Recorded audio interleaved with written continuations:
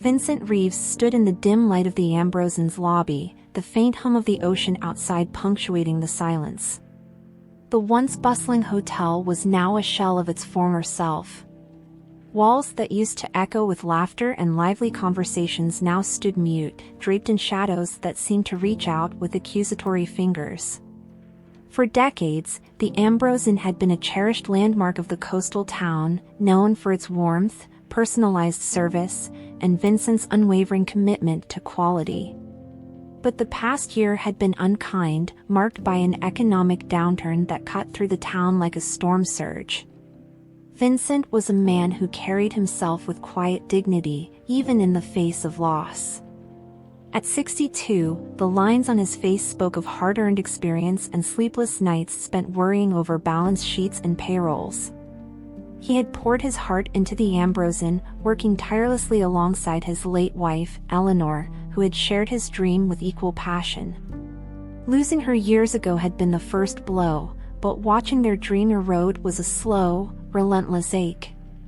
As he walked through the familiar halls, memories played like ghostly echoes: Eleanor's laughter, the clink of wine glasses during celebratory dinners, and the rustling of curtains as summer breezes filled the rooms. He brushed his fingertips along the front desk, feeling the polished wood that had welcomed guests from near and far. The weight of the reality that the hotel would soon be sold bore down on him, leaving an ache that pulsed in the silence. This was the last night before he would sign the papers that would sever his ties to the place that had been his life's work. The thought made him pause, swallowing back a lump of regret and helplessness. Vincent knew there was no going back. The debt was suffocating, and this decision was as inevitable as the tides. Vincent let the nostalgia wash over him as he lingered in the grand dining room, a place once alive with cheer. He could almost see the anniversary parties and family gatherings that had made the inn more than just a business. The polished mahogany tables and delicate chandeliers spoke of a time when each night was filled with stories and connections. He had always believed that the Ambrosian was not just a hotel, but a place where memories were made. Every framed photograph on the wall whispered its own tale: a young couple's engagement, an elderly couple's anniversary, children with wide eyes marveling at holiday decorations. Vincent took a deep breath, letting it out slowly as if to savor the whispers of joy one last time. But even as he allowed himself this moment of reverie, the sharp sting of reality cut through. He was no longer the proud innkeeper who made every guest feel special. He was a man on the verge of losing everything. The wind howled outside, bringing with it the scent of rain. Vincent was finishing his final walkthrough when he caught a flicker of movement by the front doors. His brow furrowed as he approached, and what he saw stopped him in his tracks. Huddled in a corner of the lobby was a young woman with weary eyes, her arms wrapped protectively around a small boy. Their clothes were soaked, and their shivers were almost imperceptible but constant. "Excuse me?" Vincent's voice was both startled and gentle, a mix that reflected his confusion. The woman looked up, eyes wide and apologetic. "I'm so sorry, sir," she said softly. "We didn't know where else to go. It was raining so hard, and the doors were unlocked." The boy, no more than 5, buried his face deeper into her side. Vincent's heart clenched as he noticed the exhaustion etched into the woman's features, the quiet dignity with which she spoke despite their plight. The old instincts kicked in before Vincent could overthink it. "You're safe here," he said, motioning them towards the cushioned bench by the fireplace. The woman, who introduced herself as Lillian, hesitated before taking the offer, her son clutching her hand as they moved. With practiced motions, Vincent lit a fire that soon crackled, casting warmth and light into the dark room. He watched as Lillian's eyes glistened with unspoken gratitude while Alex, her son, allowed a tiny, relieved smile to break through his weariness. As Vincent sat across from them, he noticed the way Lillian straightened her back, attempting to maintain composure despite her visible fatigue. "Thank you," she whispered. "We didn't mean to intrude. We just had nowhere else to go tonight." Vincent shook his head, dismissing her apology with a wave. "Nonsense," he said softly. "No one should be out in this weather." For the first time in months, Vincent felt a small sense of purpose reawaken. The night passed slowly, with Vincent keeping a watchful eye as Lillian and Alex dozed by the fire. The rhythmic crackle of the wood mingled with the sound of rain tapping against the windows, creating a lullaby that enveloped the room. Vincent leaned back in his chair, his mind drifting back to another rainy night, years ago, when Eleanor had danced playfully across the lobby floor, her laughter echoing like music. He blinked away the memory as Alex stirred, mumbling in his sleep. The sight of the child's peaceful expression tugged at something deep inside Vincent. This was more than a moment of charity. It was a chance to be needed, to fill the emptiness that had haunted him for too long. He reached for a blanket and draped it over the pair, feeling a strange, warm ache in his chest. Over the next few days, Vincent allowed Lillian and Alex to stay at the inn. Lillian, eager to show her gratitude, took to tidying up the rooms and preparing simple meals from what was left in the pantry. The sound of her humming while she worked reminded Vincent of better days when the kitchen bustled with chefs, waitstaff, and the scent of gourmet dishes. Alex, meanwhile, discovered an old wooden toy chest tucked away in the lobby and spent hours playing, his laughter infusing life into the long silent halls. Vincent couldn't help but watch with a bittersweet smile as Alex raced his toy car across the floor. The hotel, though closed and dark, felt less lonely. And as the days turned into a week, a quiet routine settled in. Yet, lurking beneath the comfort was the looming shadow of the sale, a fact Vincent had kept to himself, unwilling to burden Lillian with the news. On a crisp morning, the shrill ring of the phone disrupted the calm. Vincent answered it, his voice steady but guarded. It was an estate agent calling to confirm the arrival of a potential buyer later that week. The mention of the visit felt like a knife, twisting in his resolve. His eyes flickered over to Lillian, who was tending to Alex, unaware of the conversation that could uproot their fragile peace. When he hung up, the room felt colder. The weight of the approaching sale pressed down on him, but he swallowed the unease and forced a smile. "Everything all right?" Lillian asked, sensing the shift. Vincent hesitated but nodded. "Just some old business," he replied, the lie heavy on his tongue. For now, he decided, they would savor the illusion of safety a little longer.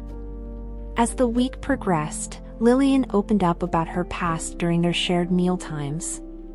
She spoke of a promising career in hotel management that she had once cherished before an unexpected turn of fate left her unemployed and scrambling to make ends meet. Vincent listened intently, recognizing the same spark of dedication he had once felt in himself.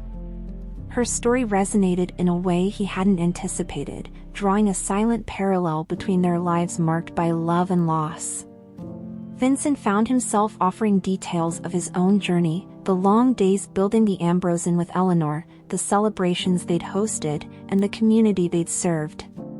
Lillian's eyes softened as she realized the magnitude of what Vincent was about to lose.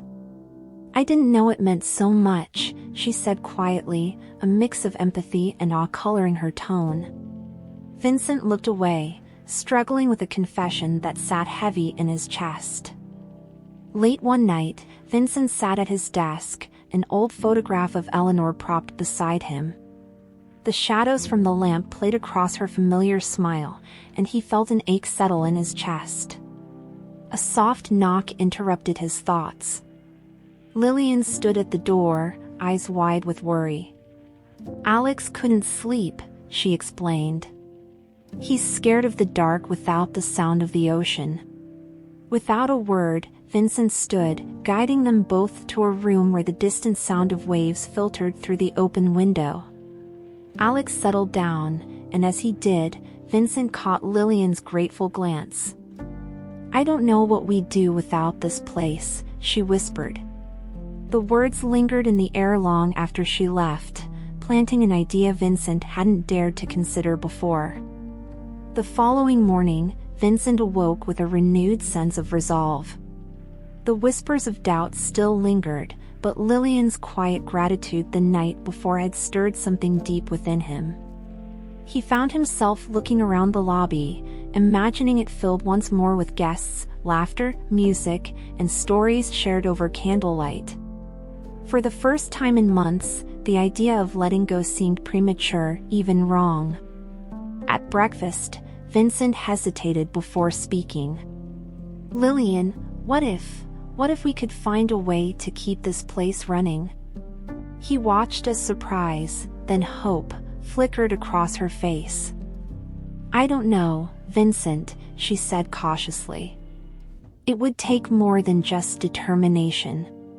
It would take resources, time, and trust from people who have already moved on."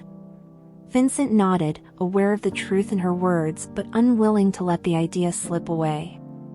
As if the universe wanted to test Vincent's newfound resolve, that night a powerful storm swept through the town. Wind howled against the windows, rattling the glass with an urgent ferocity. Lillian rushed to secure the lobby doors as rain pelted down in sheets. Alex, eyes wide with a mix of fear and fascination, clung to his mother's side. Vincent worked quickly, moving through the hallways to check for leaks and drafty spots that might worsen in the downpour. A sudden crash from the entrance made them all jump. One of the front windows had shattered, sending shards of glass skittering across the floor. Vincent and Lillian moved in tandem, using an old wooden board and heavy fabric to seal the gaping hole as best they could. When they were done, breathless and soaked, they stood together in the dim light, the storm still raging outside. "Thank you," Vincent said, the words as much for her help as for the quiet strength she showed. Lillian smiled, exhaustion softening her features. "We're in this together now, aren't we?" News of Vincent's intentions to revive the Ambrosens spread through the small town quickly. Some people were excited at the prospect of the old gem reopening, while others scoffed, convinced it was a pipe dream from a man clinging to the past. Vincent faced it all with a stoic calm, though the whispers stung more than he let on. Lillian was his anchor, reassuring him that hope was worth the risk. However, the first hurdle came swiftly when a local bank rejected his request for a loan. The rejection letter sat on the front desk, its words stark and final. Vincent clenched his jaw, frustration coursing through him. "Maybe this is too much," he muttered. Lillian stepped forward, taking the letter from his hand. "Maybe it's just the beginning," she replied, eyes fierce with determination. Her unwavering support rekindled a spark in Vincent's heart. 2 days after the storm, a knock at the door brought an unfamiliar face. A well-dressed man stood on the threshold, eyes scanning the lobby with an air of curiosity. "Vincent Reeves?" he asked, extending a hand. "Name's Martin Hughes. I heard about your plans, and I'd like to discuss an opportunity." Vincent's heart thudded as he ushered Martin inside, exchanging glances with Lillian as the man spoke of a partnership that could bring new life to the hotel. Martin, a former guest who had fond memories of staying at the inn years ago, had since made a name for himself in the hospitality industry.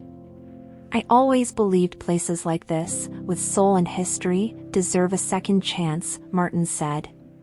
Vincent felt hope flicker to life. "What's your catch?" he asked warily. Martin's smile was kind but shrewd. "I help you fund the renovations, and in return, we become partners." Vincent's chest tightened at the thought, but when he saw Lillian nod slightly, he knew what he had to do. With Martin's partnership secured, work on the renovations began. It was slow and daunting at first, But soon the inn was bustling with activity. Old regulars returned to volunteer, repainting walls and sanding down furniture with familiar laughter and shared memories. Even Alex pitched in, handing out tools and running messages. The energy was infectious, and for a moment, the future seemed bright and tangible. One evening, Vincent, Lillian, and Alex gathered around the kitchen table, enjoying a simple meal. The room was filled with the sound of Alex's giggles as he recounted the day's antics. "This feels like a family," Vincent said softly, almost as if speaking to himself. Lillian looked up, her expression unreadable at first before softening into a warm smile. "Maybe it is," she replied, her voice barely above a whisper. As the renovation days turned into weeks, Lillian grew quieter. Vincent noticed but decided to wait, hoping she'd come to him when ready. Late one evening, as he walked past the room where she and Alex were staying, he heard her voice through the partially open door. "We owe him so much, Alex," she said, her tone heavy with emotion. "I don't know how we can ever repay this kindness." The boy's sleepy mumble was lost in the rustle of blankets, but Lillian's words sank into Vincent's heart, mixing pride and an unfamiliar yearning. Before he could retreat, the floor creaked beneath him. Lillian's head snapped up, eyes meeting his through the sliver of open door. For a moment, neither spoke, the weight of unsaid words thick in the air. Finally, Vincent cleared his throat. "You don't have to repay anything," he said softly. "We're in this together." The vulnerability in her eyes matched the tremor in his voice. The next morning, the air buzzed with anticipation as plans for the final stages of the renovation were laid out. Martin's network had brought in skilled workers, and even the town's curious bystanders lent a hand, eager to see the Ambrose reclaim its former glory. Lillian proved invaluable, showcasing her keen eye for design and a natural ability to lead teams. She moved with purpose, issuing instructions and handling unexpected setbacks with a calm, capable air. As Vincent watched her, he felt a mix of admiration and something deeper. He wondered how it had taken him so long to recognize it. The hotel wasn't the only thing being rebuilt, he was, too. The atmosphere around the Ambrose shifted with each passing day. The dusty halls were swept clean, new paint brightened once faded walls, and the dining room, once lifeless, began to echo with the sounds of laughter and shared memories. The community's involvement grew, with old patrons and townspeople stopping by to lend their skills. Some brought vintage furniture, others shared stories of celebrations held at the inn, their faces lit with nostalgia. One afternoon, a group of schoolchildren walked past, their teacher pointing to the gleaming windows and talking about the inn's history. Vincent watched from the doorway, heart swelling with a pride he hadn't felt in years. Lillian appeared beside him, dusting her hands off with a cloth. "They're talking about it like it's something legendary," she said with a chuckle. Vincent nodded, eyes still on the children. "It was. And it will be again," he replied. This time, his voice carried conviction. Despite the progress, Vincent couldn't shake the weight of doubt that settled over him during quiet moments. As night fell and the workers left, the silence became deafening. He would pace the length of the lobby, tracing cracks in the walls and tapping his fingers against the cold, marble counter. The fear of failure loomed, a shadow that whispered of all he stood to lose, again. One evening, Lillian found him standing by the window, staring into the dark. She approached slowly, sensing the turmoil in his posture. "Vincent, what's wrong?" she asked, her voice gentle. He sighed, running a hand through his hair. "What if this isn't enough? What if we've rebuilt everything just to watch it crumble again?" His words trembled, raw and vulnerable. Lillian reached out, placing a hand on his arm. "We can't know what tomorrow brings," she said, her gaze steady. "But we're not alone in this anymore." The silence stretched, but this time it felt less suffocating, filled instead with the quiet promise of hope. The following day, the team faced an unexpected challenge. A delivery of crucial materials was delayed, halting work and setting everyone on edge. Vincent's frustration bubbled over as he barked instructions and paced with sharp, restless steps. Lillian, observing the tension, stepped forward. "All right, everyone," she called, her voice commanding attention. "Let's use this time to work on other details. We're not stopping now." Her ability to rally the workers, redirecting their energy and keeping spirits high, left Vincent in awe. He watched as she moved among the team, offering words of encouragement and solving problems with a confident ease. When she finally turned to him, a small smile broke through his worry.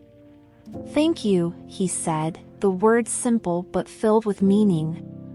Lillian nodded, her eyes catching his with a look that spoke volumes. At last, the day arrived. The Ambrosens stood ready, its exterior glowing under the morning sun and its interiors polished to a welcoming warmth. Banners strung from the porch danced lightly in the breeze, and the smell of fresh flowers greeted the first visitors who walked through the doors. Vincent felt his chest tighten as the dining room filled, the hum of conversations and the clinking of glasses weaving a melody that had once been a daily chorus. As the day went on, faces familiar and new mingled, sharing stories of the inn's past and toasting to its future.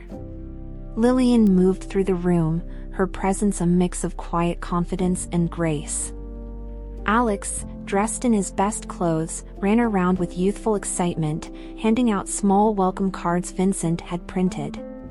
For the first time, Vincent allowed himself to believe that this could be the start of something lasting. Just as the evening reached its peak, a man in a sharp suit appeared at the entrance. The murmurs of the guests shifted as they recognized him as Leonard Grant, a well-known food critic whose reviews could make or break an establishment. Vincent's heart pounded as Leonard scanned the room, his expression unreadable. He sampled dishes and spoke with guests, his notebook ever present. Hours later, the first reviews were published online, and they were mixed. While Leonard praised the charm and warmth of the staff, he noted the need for modernization in some areas. Vincent felt a rush of disappointment, but before the feeling could root deeply, Lillian found him. "It's not perfect, but it's ours," she said, her eyes fierce with determination. "And it will grow." Vincent felt the tension loosen slightly. It wasn't the flawless victory he had hoped for, but it was a beginning.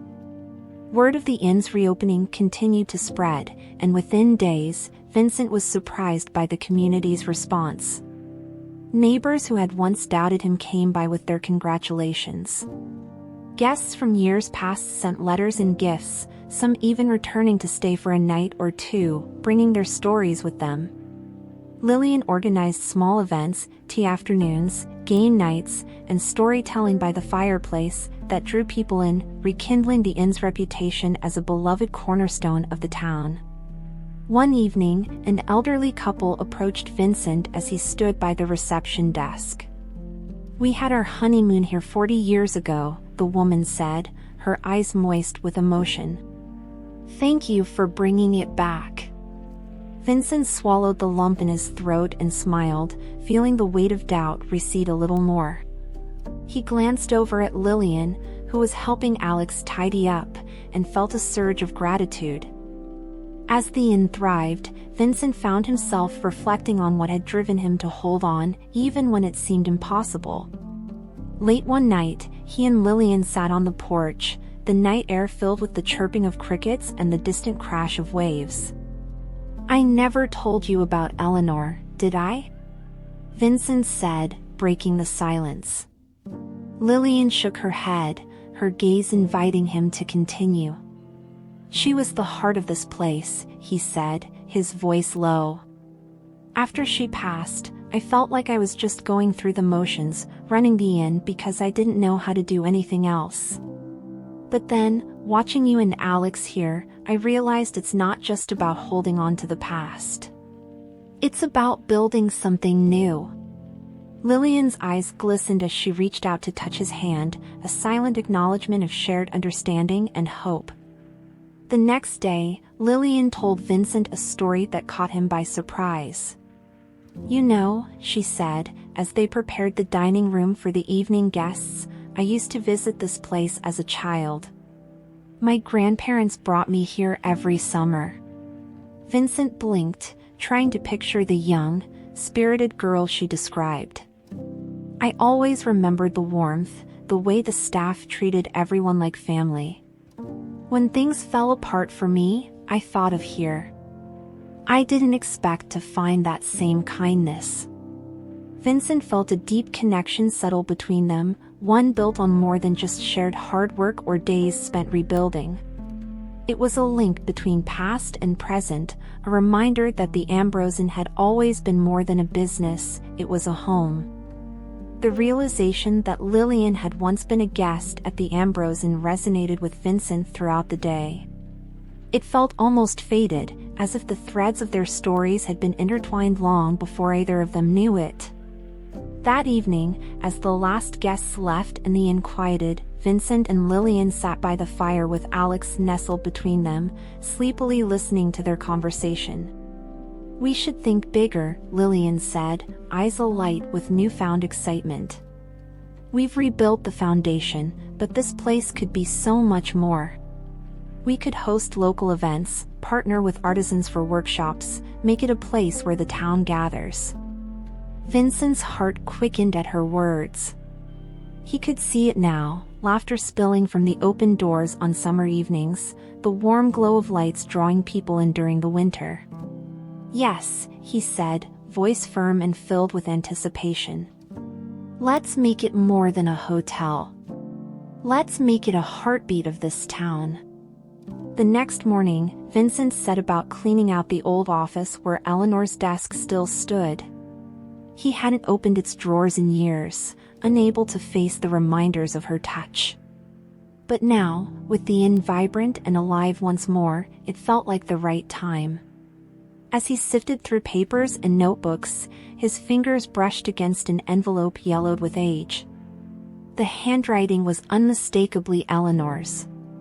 He sat down, the creak of the chair echoing in the quiet room as he unfolded the letter. It was dated a month before her passing, full of words she hadn't spoken aloud. Vincent, if you ever find this, know that you have given your heart to this place and to me. Don't let it fade, even if I'm not by your side. The inn is more than stone and wood, it's your spirit. Share it, keep it alive. With all my love, Eleanor. Tears welled in Vincent's eyes, blurring the ink as he read and reread her words. The message was both a farewell and a blessing, a reminder that his journey wasn't just about preservation, but creation. He stood, letter clutched to his chest, feeling Eleanor's presence as if she were beside him. Word spread quickly about the planned surprise, a community banquet to celebrate the Ambrosian's return. Lillian had organized it in secret, working with neighbors and former guests who had become close friends. When Vincent entered the dining room that evening, he was met with a sight that stole his breath. The tables were laid out in a grand display, candles flickering in polished holders, and the room filled with familiar faces smiling warmly. Someone tapped a glass, and Lillian stepped forward. This isn't just for the reopening of the Ambrosian, she said, her voice clear and strong. It's for Vincent, who reminded us that this place is more than just four walls. It's where memories are made, and where they're shared. Thank you for giving us all a piece of your dream. Applause erupted, and Vincent, humble beyond words, felt a tear slip down his cheek. Alex tugged at his sleeve, beaming up at him. See, Mr. Vincent? Everyone loves it here. Vincent chuckled, ruffling the boy's hair. He caught Lillian's eyes across the room, and she nodded, as if to say, "We did this together." As the night wound down and guests lingered over desserts and conversation, Vincent felt a tap on his shoulder. He turned to see Leonard Grant, the critic who had given the mixed review. "Mr. Reeves," Leonard began, a smile softening his features. "I wanted to tell you in person. I see now what you've built here. The second visit showed me what I missed the first time. It's not just a place, it's a feeling." Before Vincent could respond, a tall, imposing man approached. He introduced himself as Richard Colburn, a wealthy investor interested in acquiring properties for upscale developments. "I've seen what you've done here, Vincent, and I'd like to make you an offer," Richard said, his eyes calculating. "Imagine this place with modern luxury, a destination for the elite."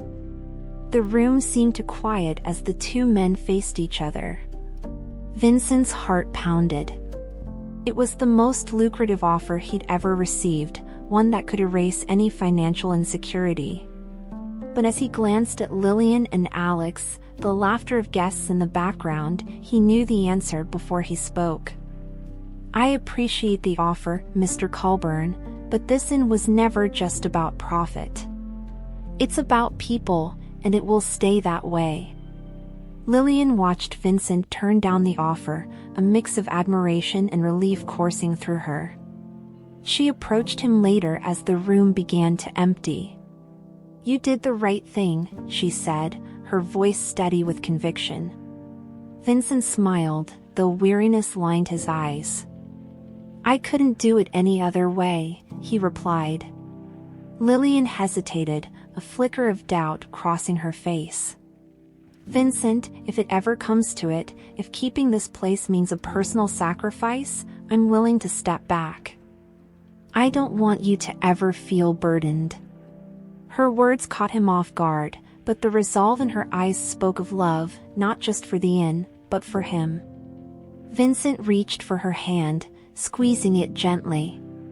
"This place wouldn't be the same without you and Alex. You're part of its heart now." The morning after the banquet, sunlight streamed through the inn's windows, casting golden rays over the polished floors and walls adorned with flowers from grateful guests. Vincent walked through the dining room, absorbing the sense of peace and contentment that filled the space. The weight of past failures had lifted, replaced by a certainty that this was exactly where he was meant to be. Lillian joined him, holding 2 steaming cups of coffee. She handed one to Vincent, their fingers brushing for a brief moment. "It feels different today," she said, her smile reaching her eyes. "It feels like a new start."